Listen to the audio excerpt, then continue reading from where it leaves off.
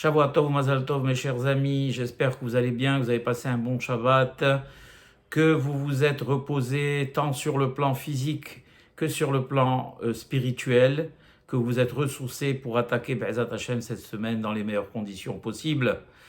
Et le cours, il est Mukdash à la mémoire de ma chère maman Zichron Livracha, dont Shabbat passé était les 12 mois. Donc, Tien Achat Sual Sorahayim, Rachel Batsete, Shetiskelim Nuhat Olamim, Imor Avia Yakal Bimeir, et qu'il jouisse et se délecte de la Shechina, de la présence divine, Be'ezat Hashem, Leyat Kol Hat Tzadikim Ve'at Tzadkaniot. Les Ilou Nishmat, Allegria, une cousine, Allegria Bat Simha, et les Ilou Nishmat Kol HaNiftarim. Et aussi annoncer au Kaal, ici et à l'étranger, pour ceux qui ne le savent pas, j'en doute d'ailleurs, le décès d'un ami à nous, intime, Zichron Livracha, qui est parti vraiment jeune. C'est un choc pour nous. David Cohen, Zichron Livracha, qui n'est toujours pas encore inhumé, qui va partir en Israël pour être inhumé. C'est un choc terrible pour notre synagogue, en particulier pour toute la communauté, que quelqu'un d'aussi jeune s'en aille, et ça nous donne tous Be'emet à réfléchir. Voilà, Tiena Shot, Surab Sorahim. Alors, Be'ezat Hashem, Blineder, on fera tout le nécessaire pendant cette année pour être Mukdashim, les Shi'urim, les Ilou Nishmato, Amen, Ken Yeratson. Eh bien, justement, pour enchaîner, j'ai réfléchi un petit peu par rapport à un thème de la paracha de cette semaine, à la condition humaine, c'est-à-dire pourquoi sommes-nous sur cette terre, qu'est-ce qu'Akadosh Baruch Hu a voulu pour nous, quel est notre tachlit, quel est notre but, quel est notre rôle, qu'est-ce qu'il attend Akadosh Baruch Hu de nous. On a en réalité deux questions qu'on peut se poser. Sur la première, c'est de savoir, et ça, on va voir ici la réponse du Ramhal, pourquoi Dieu a créé un humain de cette manière, c'est-à-dire moitié, une partie âme, une partie spirituelle, c'est-à-dire une partie, il a donné une partie de lui, et une autre partie que les parents donnent, comme il est connu dans le Talmud, il est ramené, Shlosha Shutafim Ladam, il y a trois associés à l'homme qui sont Hakadosh Baruch Hu qui a donné la Neshama, le papa et la maman, chacun y a donné biologiquement une part pour créer cette entité qu'on appelle entière, qu'on appelle Adam, qui est l'homme. Mais Adam veut dire en même temps Aleph Dalet Mem, on l'a expliqué plusieurs fois. Aleph, c'est la part de Hakadosh Baruch Hu.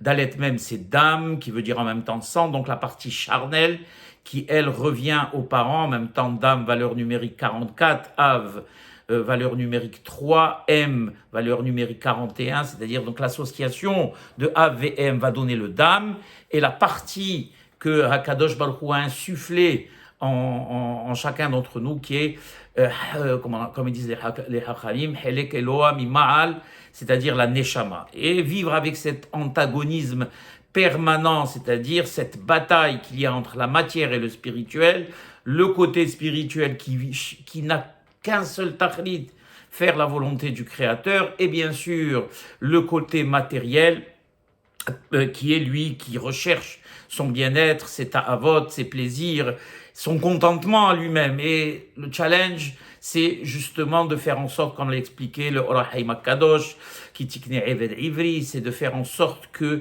on soit ma'avidim et ha'gouf, les tovat haneshama, c'est-à-dire à servir ce corps au service de la neshama, utiliser ce corps justement pour la perfection, pour arriver à la perfection, pour parfaire cette neshama, dont le but justement de la venue sur terre, puisqu'elle était très bien, Tahat Kiseh HaKavod, à côté de Hakadosh Baruch Hu. Pourquoi Hakadosh Baruch Hu l'a kiviachol jeté, insufflé dans les corps, dans ce monde, avec les souffrances qu'elle va endurer, les difficultés qu'elle va endurer, tout simplement. On va le voir ici, ce que nous dit ici le Ramhal Zecher Tzadik Kadosh Livracha dans Da'at Tvunot, où il nous explique Hayesod Arishon Sherav Omed Kol Abinyan, le Yesod, c'est-à-dire la base sur laquelle repose tout le fondement, Hu Sheratsa Ratzon Ha'ilyon, que la volonté suprême a voulu que l'homme se perfectionne ainsi que tout ce qui a été créé en sa faveur. On va voir ici, c'est le thème justement du cours. Akadosh Baruch Hu a créé l'homme et il a créé avec l'homme un environnement. Et l'homme va devoir utiliser cet environnement pour la réalisation du destin qu'Akadosh Baruch Hu a voulu pour lui, c'est-à-dire une partie, et c'est la plus petite partie, Shiv'im ou Shmonim, Shana, 70, 80, qui est la valeur moyenne de la vie sur Terre, comme l'a dit David Ameller, pour justement arriver à se perfectionner, arriver à atteindre le maximum de Shlemut et pouvoir, Admea Ve'esrim, arriver dans le Olam du Netzah, c'est-à-dire le monde de l'éternité, avec le plus de résultats possible. Pour pouvoir, bien sûr, comme le dit le Ramchal, jouir, se délecter de la présence divine. En réalité, voilà, c'est ça, c'est tout ce qui a été organisé par Akadosh Baruch Hu depuis notre venue au monde, depuis le moment où il a insufflé cette Neshama au moment de la conception, jusqu'au moment où Admea Ve'esim Lekulanu, on est rappelé vers le Créateur. Et il dit ici, le Ramchal Alav Shalom, il dit comme ça, que l'homme ici justement se perfectionne. C'est quoi se perfectionne? Dans le sens où l'homme venant avec des défauts, je ne sais pas quel grand hacham dit que le travail en réalité, tout le travail de l'homme sur cette terre, c'est la correction de ses défauts. Tout simplement. Et c'est la chose la plus dure qui existe.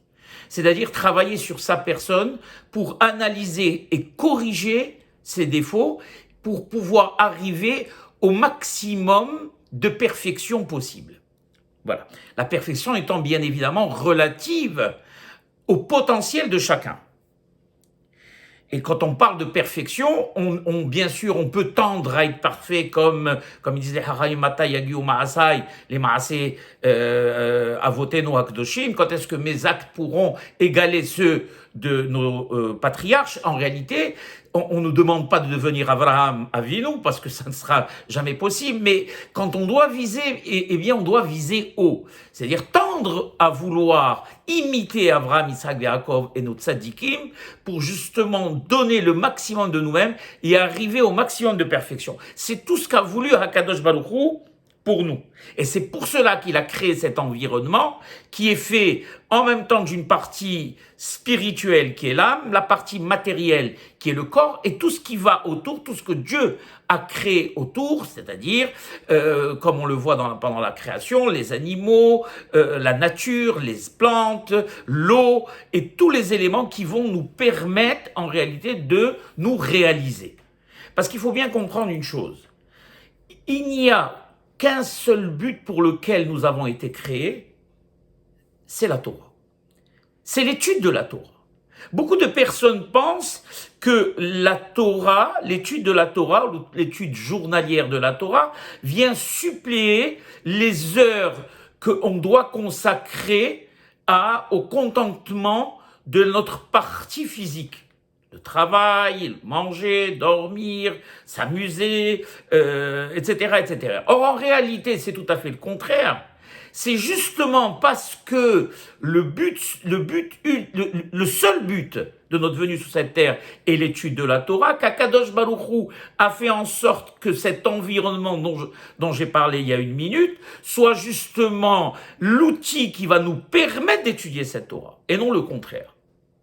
La Torah ne vient pas supplier, mais elle est le tachlit, et l'outil qui va être utilisé, c'est justement la nourriture, le travail, la nourriture pour nous permettre d'être en forme pour pouvoir étudier, le travail pour nous permettre d'avoir une parnassa qui va nous tranquilliser pour pouvoir étudier dans le nahat, les enfants qu'on va mettre au monde pour être justement veshinantam lebanecha vedi baltamba. En réalité, Akadosh Baruch Hu a créé autour de nous des outils qui vont nous permettre d'étudier la Torah pour laquelle on est venu dans ce monde, car la Torah, comme il est marqué dans le Sefer de Bereshit, dans une des explications du mot Bereshit, la Torah est appelée Reshit, elle est à l'origine de tout, puisque le monde a été créé à partir de la Torah, d'accord? Donc, Bereshit, bara Elohim et Hashamayim et Aretz, qui veut dire que pour Réchit, pour la Torah, qui est Réchit, Dieu a créé Shamayim Va'aretz. Et quand on parle de Shamayim Va'aretz, on parle de notions globales qui inclut, bien évidemment, tout ce qui concerne la vie ici-bas. Il nous dit ici, le Ramchal, et comment on peut justement acquérir cette shlemut? Il n'y a qu'un seul moyen par lequel on peut acquérir la shlemut, donc la perfection, eh bien ce n'est que par l'étude de la Torah, et rien d'autre. Comme il est marqué, Barati Yetzirah, Barati lo Tavlin Torah. C'est-à-dire que Dieu a créé le Yetzirah qui est justement le côté sombre de notre être, qui va tout faire pour nous pousser vers justement le Hevel Havalim, vers les Ta'avot, vers les plaisirs, vers l'écartement du monde spirituel. Eh bien, si on n'avait pas la Torah, il n'y aurait aucun moyen de redresser le tir et de revenir dans le giron. Donc Dieu, il nous dit, j'ai créé, ne vous inquiétez pas, j'ai créé le Yetzirah, certes qui est très puissant, qui est le feu qui va vous consumer de l'intérieur, mais j'ai amené l'eau, puisque la Torah est Meshula la Maïm, elle est symbolisée par l'eau, pour éteindre ce feu justement de la Tava et des plaisirs, et vous permettre justement de pouvoir aller à ma rencontre, aller dans le droit chemin. Et il dit ici le Ramchal, il dit comme ça, alors justement, quel sera le zérout de la personne? Le zérout de la personne après avoir justement gagné cette bataille, parce que justement le zérout, ça va être justement de faire tout ce qu'il faut pour atteindre cette perfection. Et il dit,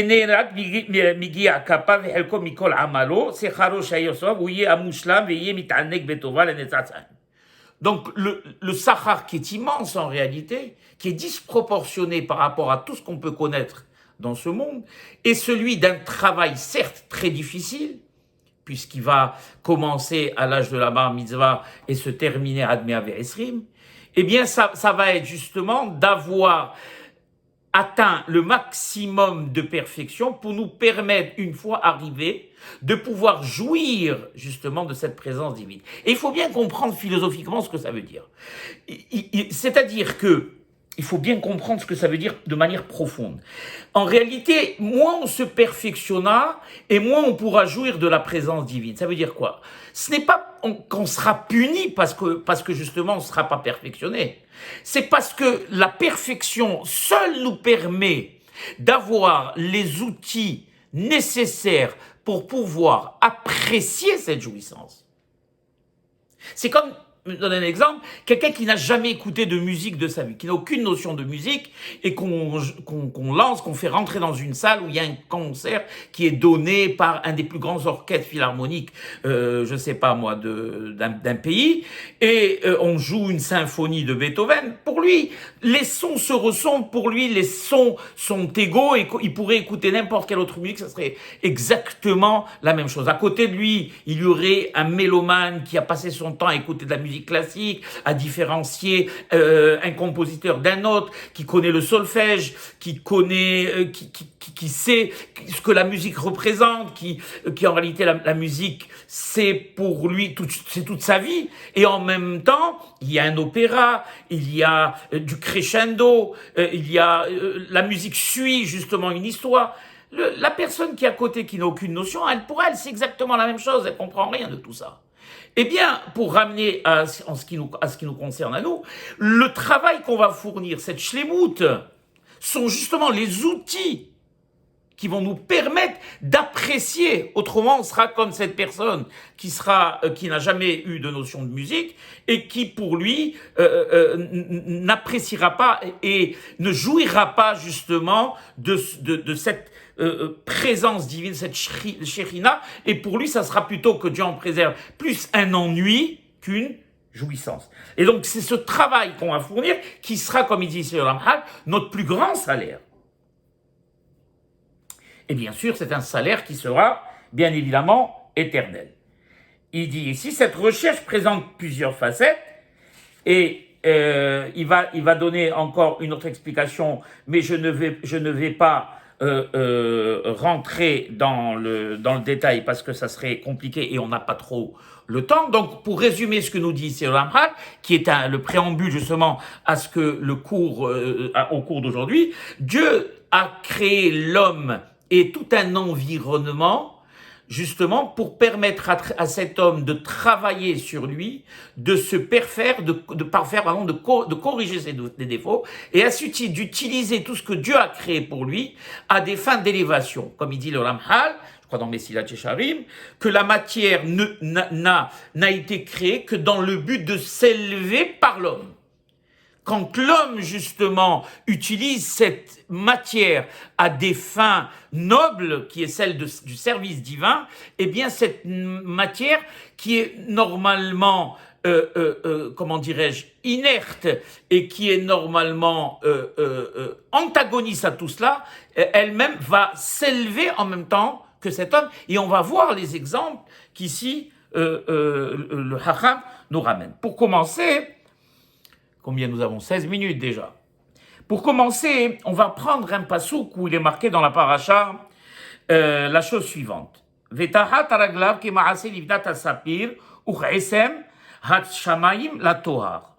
Au moment de la vision, où on voyait la vision céleste du trône céleste, voilà ce qui est dit. Il dit ici, la traduction, je la reprends. Ils contemplèrent la divinité d'Israël, d'accord? Sous ses pieds, donc sous les pieds de Kivyachol de Hakadosh Baruch Hu, Hakadosh Baruch Hu, un autre gouf, un autre démoutagouf, quand on parle de ses pieds, c'est-à-dire la partie basse de son trône, on va dire, du trône céleste. Vous savez que la Torah utilise ces termes pour nous permettre à nous d'apprécier les choses. Car l'homme, s'il n'a pas quelque chose qu'il connaît et qui lui ressemble, ne peut pas apprécier les choses. Et donc c'est pour ça que la Torah, quand elle parle de Raglav, Yadav, Enav, etc., Kadosh Baruch Hu Shalom n'a ni un autre gouv, un autre démoutagouf, c'est un des 13 fondements de la croyance. Quand on parle de pied, quand on parle de trône, etc., eh bien ce sont des notions qui vont nous permettre d'appréhender la majesté céleste, la majesté d'Akadosh Baruch Hu. Et donc, quand ils eurent cette vision, qu'est-ce qu'ils virent? Il dit ici les Hachamim, sous ses pieds, qui verront quelque chose de semblable au brillant du saphir, d'accord, et de limpide comme la substance du ciel. Je traduis, je reprends en hébreu. Vetahat raglav, sous ses pieds, kemaase livnat sapir, comme justement quelque chose qui ressemble au saphir, d'accord, et de la pureté du ciel. Qu'est-ce que ça veut vouloir dire? Eh bien, dans la Hassidout, on ne parle pas beaucoup de Hassidout, eh bien, voilà ce que ça veut dire. Il dit ici, les Hachamim, que le fondement même de notre travail sur cette terre, c'est de prendre toutes les choses matérielles, donc toutes les choses qui nous entourent, et les plus basses, on va appeler ça, j'appellerai pas ça Hazveri la ville, mais enfin les plus matérielles possibles, qui sont Hamushlachim, il dit ici le Haram, qui sont comme si jetées, puisqu'elles n'ont pas de valeur spirituelle, il n'y a que le spirituel qui monte, et le matériel a pour vocation de rester au sol. Et donc ces choses matérielles sont Mushlachim, comme s'ils étaient sous les pieds, sous nos pieds à nous, c'est pour ça qu'il y a marqué au début Taraglav, sous les pieds. Donc on a notre but à nous, c'est de prendre justement ces choses matérielles, mouchlachim, et de les utiliser pour l'honneur de Hakadosh Baruch Hu, pour le kavod de Hakadosh Baruch Hu.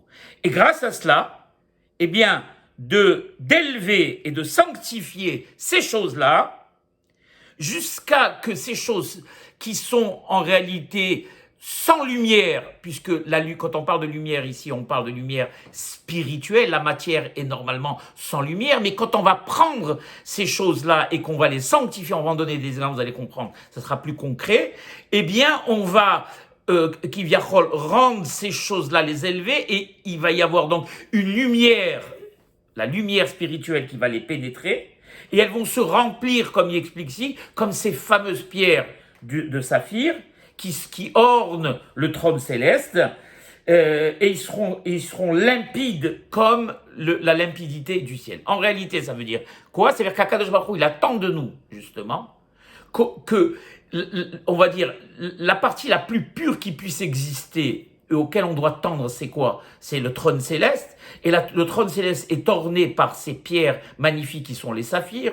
Eh bien, on pourrait imaginer qu'on ne pourra jamais arriver qu'en réalité, comme on peut le penser, ce sont deux mondes différents et que ça c'est le monde de Akadosh Baruch Hu et en bas c'est le monde de la matière et on doit se cantonner à rester à ce monde de la matière et à rester aussi bas que cette matière Hazve Halila.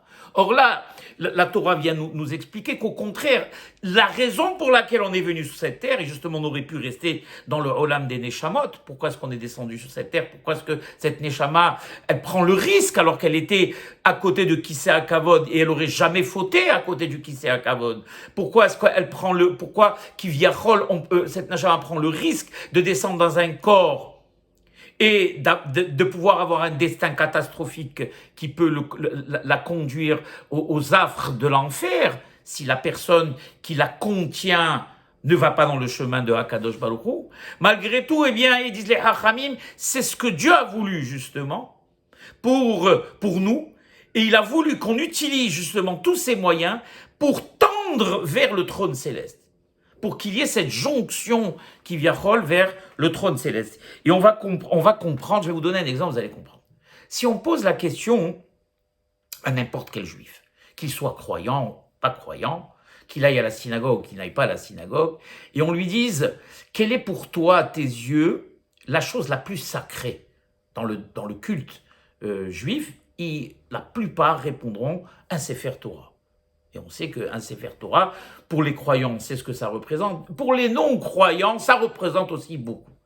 Et il m'est arrivé d'avoir beaucoup de personnes que je connais personnellement qui ne sont pas croyants et qui sont arrivés à la synagogue et qui, devant un Sefer Torah, se sont levés, ont embrassé le Sefer Torah, etc., ont manifesté beaucoup de révérence à l'égard de ce Sefer Torah parce qu'il est de tradition que le Sefer Torah, la Torah d'Akadosh Baruch Hu, la loi qui régit le peuple juif, est la chose la plus sacrée. Mais si je vous pose la question, savez-vous comment on fabrique et comment on écrit ce Sefer Torah? Eh bien, ce Sefer Torah va partir de la chose, on va dire, si on peut dire, l'animal le plus bas qui puisse exister, qui est la vache. On va prendre une vache d'un enclos qu'on va tirer, je ne sais pas si vous êtes arrivé de vous retrouver dans une ferme et vous retrouvez à côté d'une vache, eh bien, elle ne sent pas la rose. C'est quelque chose, c'est vraiment, elle sent pas bon du tout. Il faut pas avoir l'odorat sensible. Eh bien, à partir de là, on va prendre cette vache, on va l'égorger, d'accord, et on va la dépecer et prendre cette peau qu'on va travailler des jours et des jours et des jours, qu'on va tanner. On va utiliser des matériaux et des produits spéciaux pour en faire un parchemin lisse, d'accord, et travaillé, ok. Et à partir de là, comme un genre de support qui va nous permettre d'y apposer les lettres les plus sacrées qui existent, qui sont les lettres de la Torah. Le sofer, donc le scribe va venir, il va travailler pendant 1 an pour écrire ce Sefer Torah. Donc on va partir maintenant de la matière et de l'animal le plus bas, enfin vraiment l'animal le plus matériel qui existe, du cuir, et on va le tanner et fabriquer un parchemin qui va nous permettre d'apposer des lettres de la Torah, et après, on va rendre cette peau-là, chose la plus sacrée, qui va nous permettre d'acquitter tout le Kahal pendant le Shabbat, pendant la lecture de la Torah, pendant les fêtes, etc., etc. Et on sait dans le Din que Dieu en préserve, un Sefer Torah, il est pas goum, il n'est plus valable pour des erreurs, où il y a trop d'erreurs, etc., etc. Et bien qu'on ne peut pas, que Dieu en préserve, le jeter ou le brûler, qu'on doit l'amener à la Gniza, car même pas goum, il reste encore saint et on lui doit tout le respect possible, et donc on va l'enterrer, l'amener à la Gniza. Donc, comment on peut comprendre une chose pareille? C'est-à-dire que Dieu nous permet d'utiliser ce parchemin, et une fois que les lettres sont apposées, ce parchemin ne reste plus cette vache vile et malodorante dans son enclos et devient la chose la plus sacrée devant laquelle on va se prosterner, et on va se courber, et qu'on va embrasser, et qu'on va louer, à Simchat Torah avec laquelle on va danser. Et c'est pas la seule chose qu'on utilise qui devient quelque chose de saint. Les téphilines, disent les Hachamim, qui est aussi quelque chose de très saint, et sachez, selon la halakha, que si vous avez des parchemins de téphilines qui sont pkoumim, que aussi on n'a pas le droit que Dieu en préserve de les jeter, hasve haïla, ou de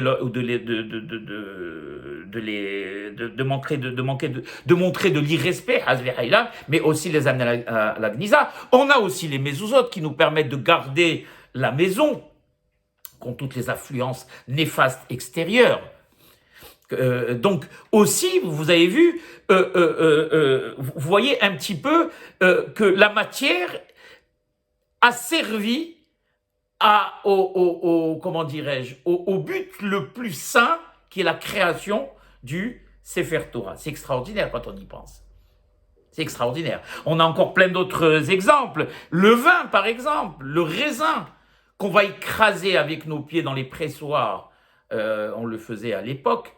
Et une fois qu'il sera écrasé avec nos pieds et qu'on aura tiré ce jus de raisin, on va pouvoir, grâce au kiddush, sanctifier le Shabbat, sanctifier nos fêtes, faire la Havdalah, sanctifier les mariages. Donc on parle d'une grappe de raisin.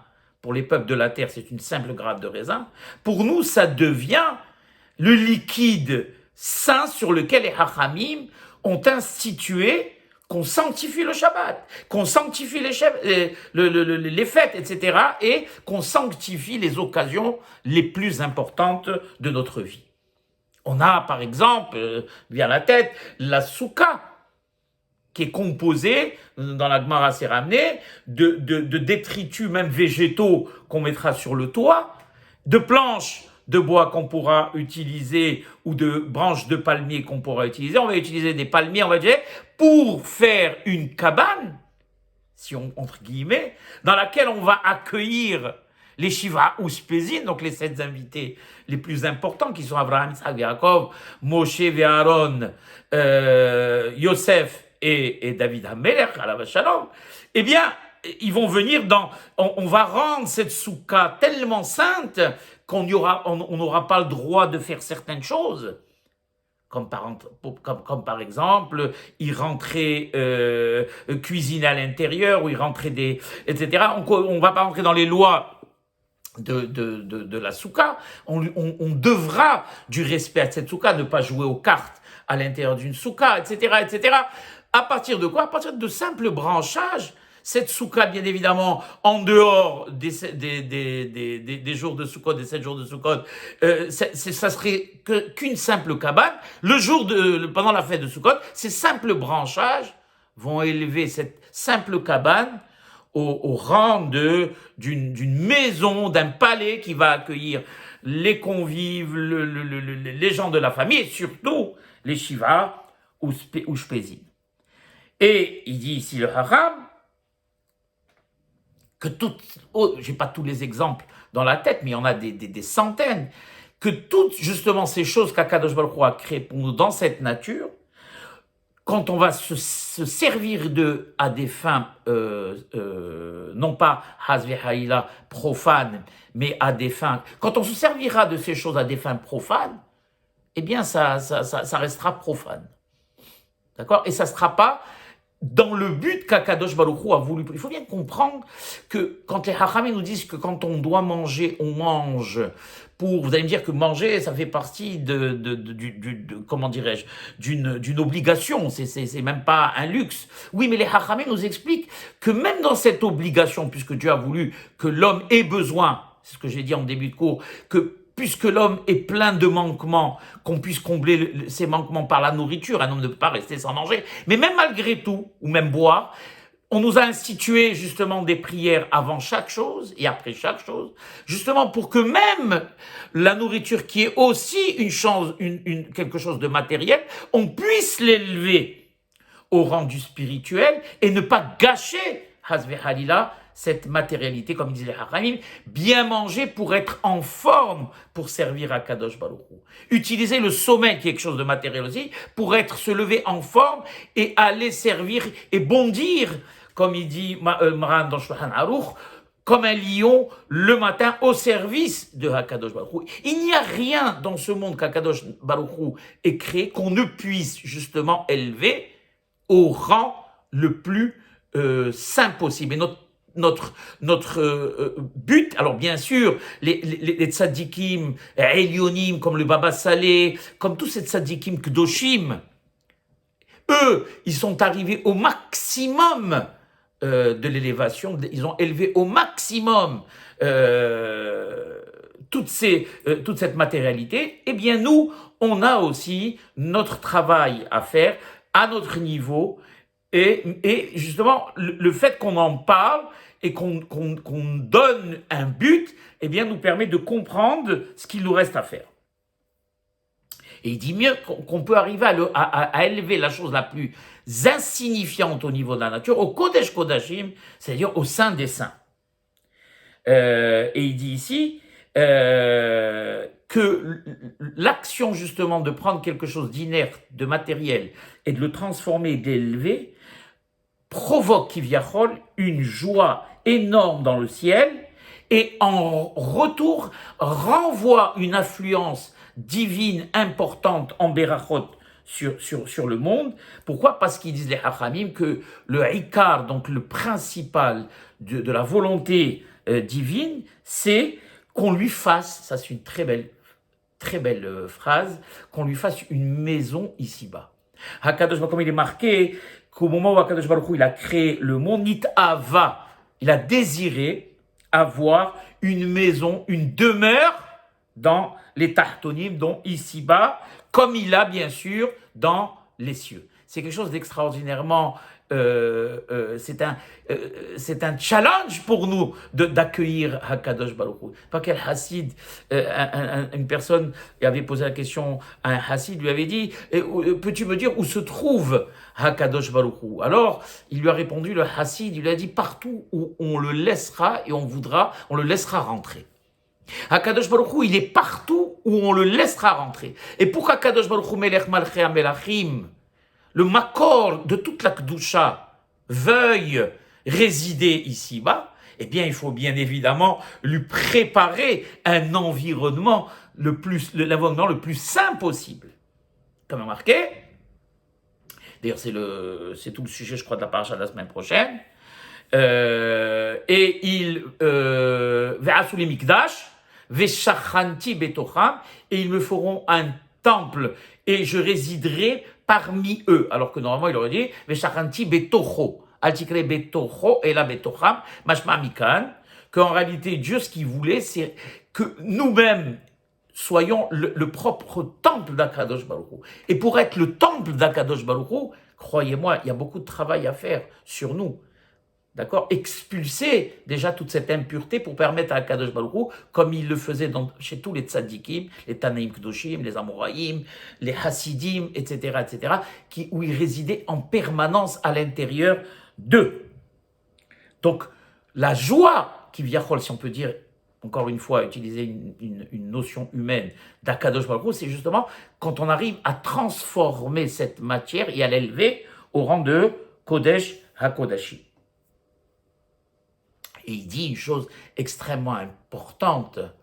Mais de la même manière, justement, et pour qu'on puisse avoir le privilège qu'Akadosh Baruch Hu réside en chacun d'entre nous, l'homme a été créé avec une nature très difficile. Comme disent les Hachamim, Adam,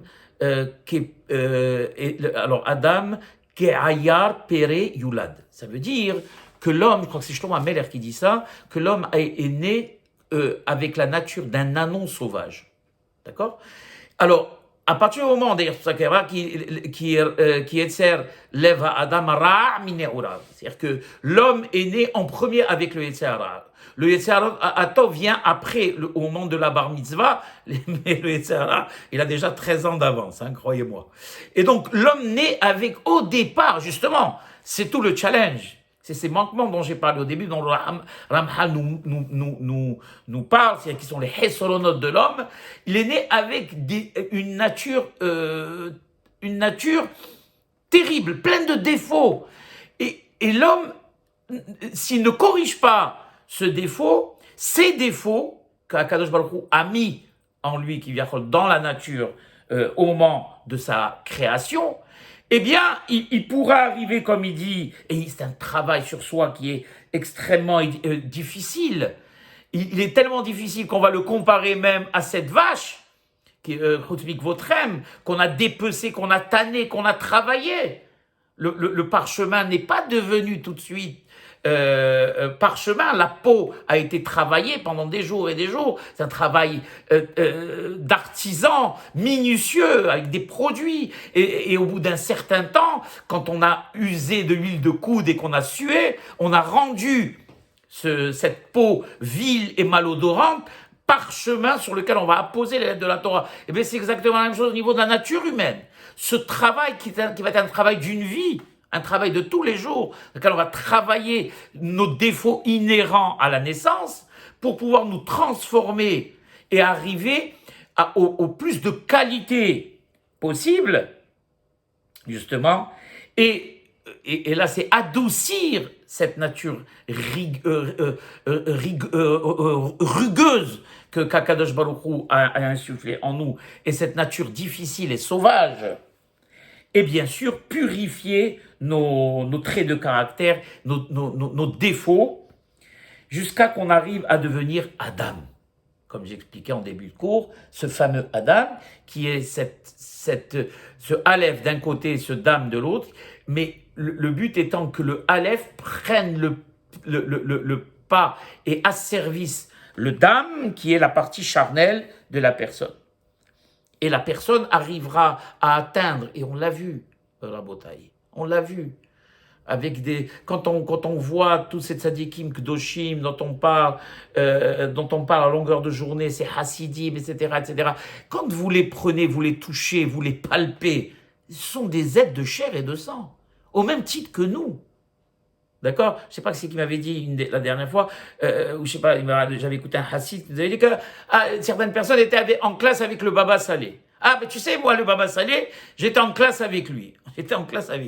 Oui, mais toi, tu as passé ton temps après à aller dans les casinos et à faire de ta vie ce que tu as voulu en faire. Tu n'as plus aucun lien avec le Baba Salé. Pendant que toi, à Mavdil, tu as passé ta vie dans les Ta'avot et dans le Hevel Havalim. Le Baba Salé, lui, à l'âge de 12 ans, 13 ans, il commençait déjà à jeûner. Pendant une semaine. D'accord? D'une semaine à l'autre. Et des sigoufim, et travailler sa Torah, et des privations. Comment tu crois qu'il est arrivé à ce niveau? Tu crois qu'il est arrivé à ce niveau comme ça? Comment tous ces tzadikim dont on parle à longueur de journée, de la Bishman Bar Yochai, ah non, moi je pourrais jamais arriver à être comme eux, c'est pas possible.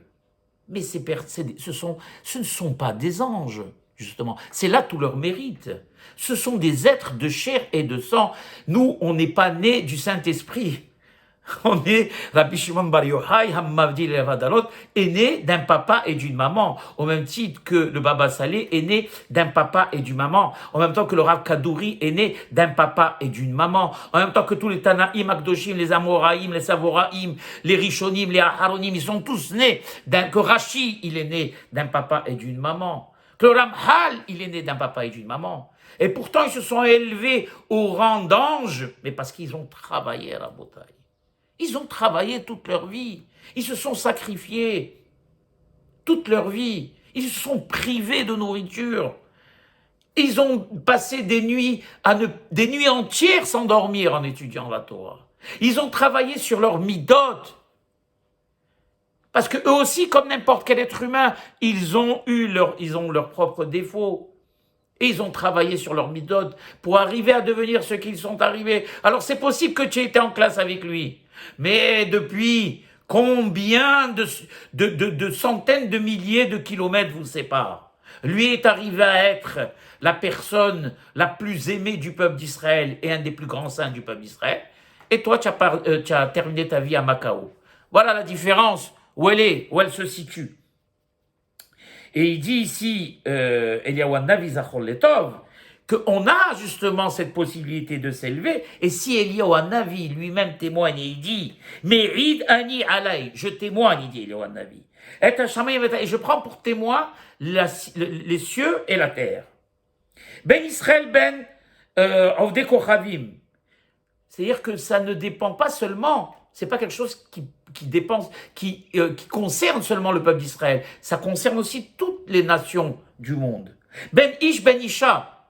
Donc, on ne peut pas taxer Hazbe Halila, les Hachamim d'Israël, d'être misogyne, Hazbe Halila. Il dit Ben Ish ben Isha. C'est-à-dire que l'homme, comme la femme, a la possibilité d'arriver.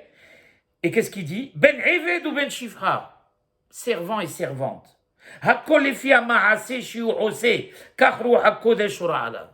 C'est-à-dire que chacun, et c'est extraordinaire, a la possibilité d'arriver et d'atteindre les sommets. Et pas comme on pourrait s'imaginer aujourd'hui dans la société moderne où quelqu'un, malheureusement, c'est vrai qu'on vous dit que chaque personne est libre et chacun a l'avenir devant lui et que tout est ouvert et qu'il n'y a pas de discrimination, etc. Mais on se rend compte que ce n'est pas vrai et que les personnes qui sont issues d'un milieu modeste peinent beaucoup plus pour arriver à être quelqu'un, à réussir dans la vie que quelqu'un qui vient d'un milieu bourgeois et aisé, puisque déjà par les connaissances des parents, on va lui ouvrir toutes les portes, par l'argent, etc. Quelqu'un d'un milieu modeste va avoir plus de difficultés, des fois même des obstacles, des fois insurmontables. Or, dans le domaine spirituel, c'est tout à fait le contraire. Quelle que soit la personne, quel que soit son milieu social, quels que soient ses moyens, il suffit qu'il ait la volonté de vouloir s'élever à Botaï, de travailler sur lui pour pouvoir arriver. Et ne jamais dire, ah moi je veux, ah eux sont des tzadikim, ah eux, à jamais je pourrais arriver à être comme eux. Ils étaient au même titre que nous tous, des êtres humains normaux, fils d'un papa et d'une maman, et ils sont arrivés eux-mêmes à faire le travail sur eux-mêmes qu'on a fait sur cette peau. Ils se sont tannés à la bataille. Ils se sont tannés eux-mêmes pour arriver à ce qu'on puisse aujourd'hui, quand on entend leur nom, tout de suite mettre la main sur les yeux et la bouche et l'embrasser et de dire Blaoubé, comme on dit au Maroc. Mais pour arriver à dire à ce tzaddik Blaoubé, ou pour aller comme sur la Liloula du Baba Saleh, plus de 1 million de personnes, ou à la Liloula de Rabbi Nachman Breslev, ou la Liloula de Rashbi, etc. Comment vous croyez qu'on est arrivé à ça? Comment ils sont arrivés à ça?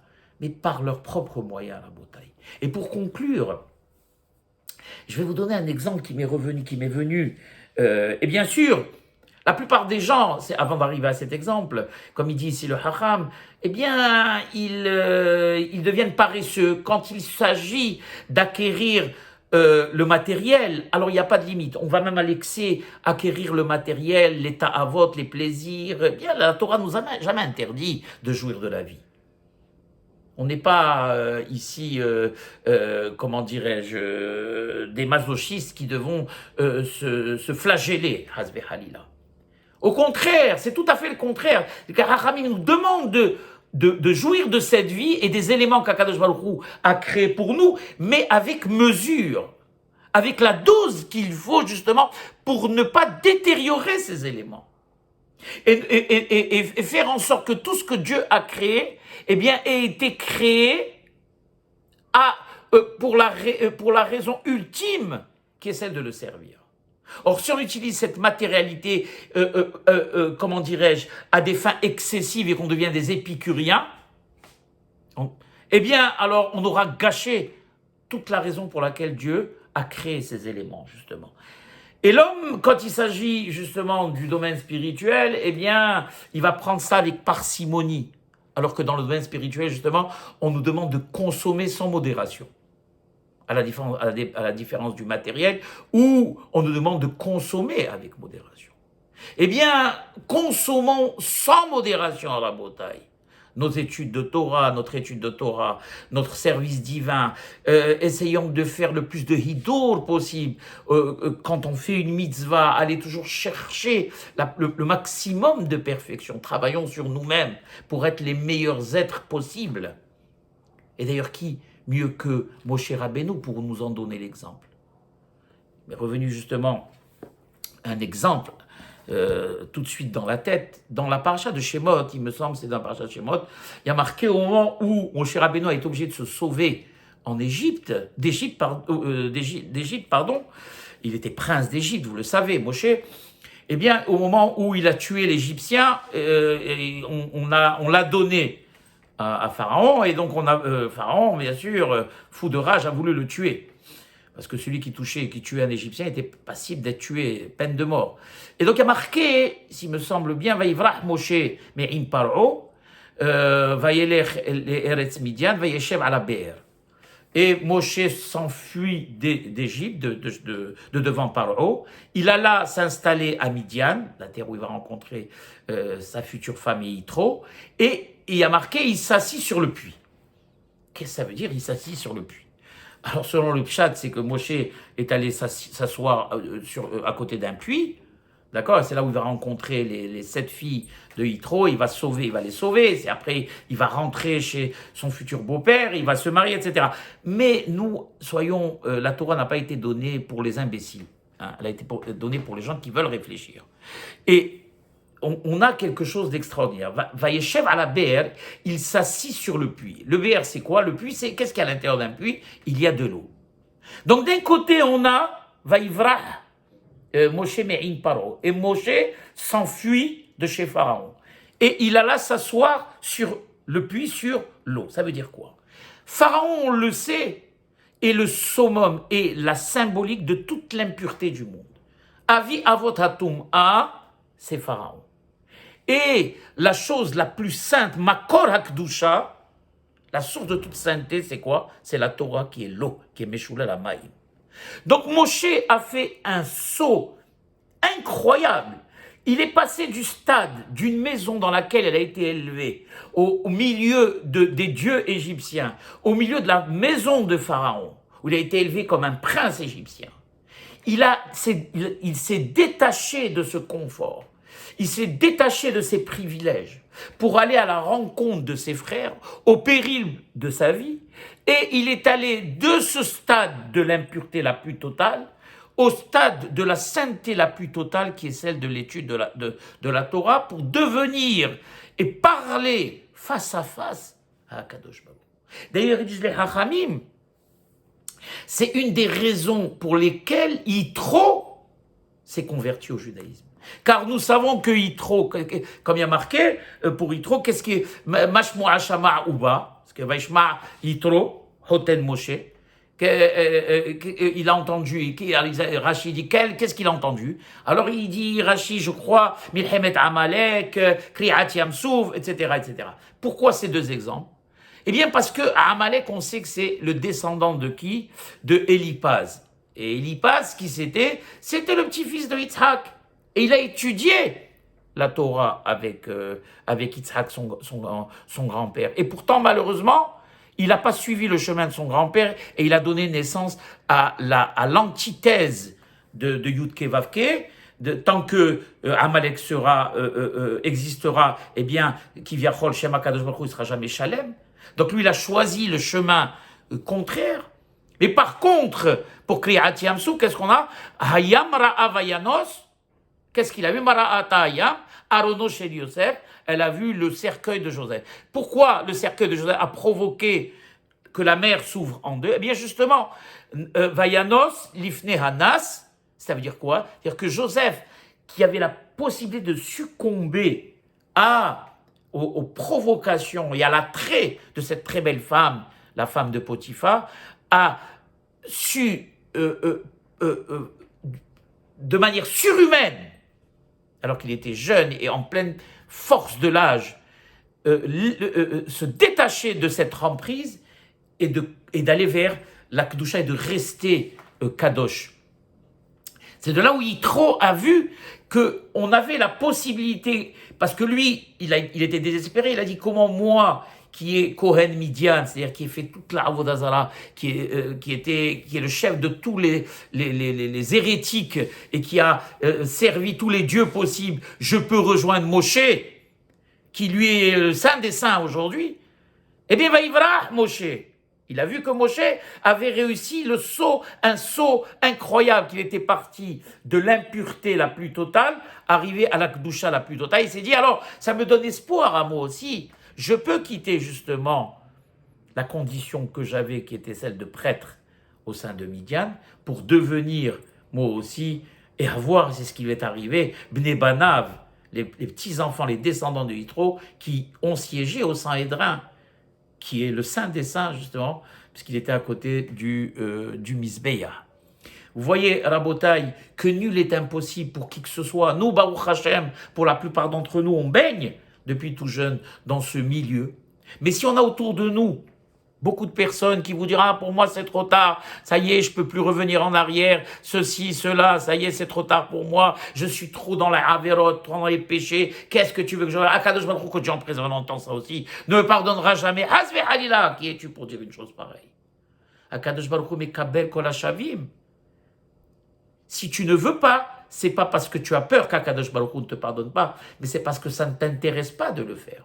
Parce que tu n'as pas envie de renoncer à ton confort, à tes plaisirs, et à te consacrer corps et âme, et à travailler sur toi et sur tes défauts, et à te consacrer corps et âme au service d'Akadosh Baruch Hu. Et quand tu sauras, comme l'a dit d'entrée de cours, le Ramhal, que ton srout et que ton salaire sera admeav esrim, de pouvoir te délecter de la présence divine, Be'ezat Hashem, dans le monde éternel, qui est un prix qui n'a pas d'équivalent, qu'on ne peut même pas évaluer, alors peut-être que cela t'encouragera à aller dans ce sens. Voilà mes chers amis. Baruch Adonai Le'olam. Amen ve Amen.